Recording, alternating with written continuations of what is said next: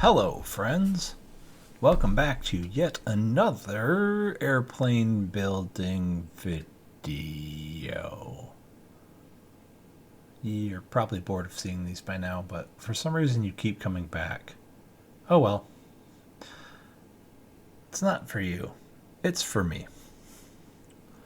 I've used these videos several times to figure out what I did, what I didn't do, what I screwed up, etc. This is fuselage section 29, part 13. We will be preparing side skins and other parts that attach to the side skins, or rather the right side skin, in order to get it ready for attaching. In the last video, we did some match drilling and some maybe countersinking of like the drag fitting, but now that whole upper longeron, there it is, well, almost the whole thing, and the lower longeron, which we just completed, those all have to be countersunk because every single dimple or every single rivet along that upper or right side skin is dimpled. So every single hole on the substructure that it mates to has to be either dimpled or countersunk. Ugh. There are a lot of rivets on that side skin, but it's not as many as other parts, I guess. And I guess not everything. That was funny. So, side note, if you have a vehicle that you need to keep in your garage, but you also have airplane parts that you need to keep in your garage, just keep the airplane parts inside the vehicle. Especially if it's a big open piece like this silly VW behind me. Several times through the beginning and middle of the summer, when I had not yet acquired a hangar, the van is sitting there and it's like, well, there's parts and I need them. As you can see right now, actually, the left side upper longeron is actually sitting on top of the rack on top of the van.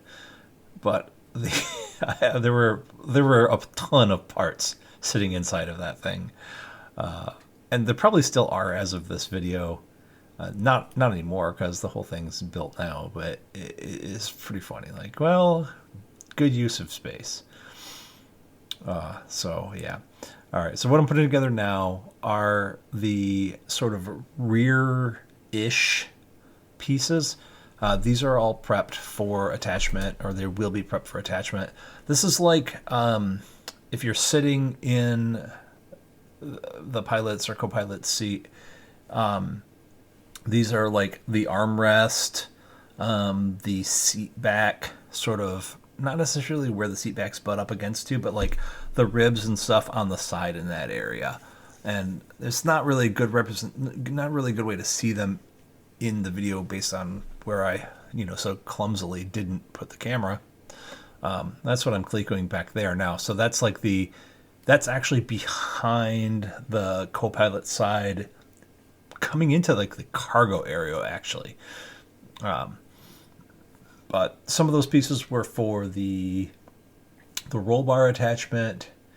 Like I said, the seat back sort of brace goes across there and whatnot. Okay, so here we go. Actually attaching pieces to the skin.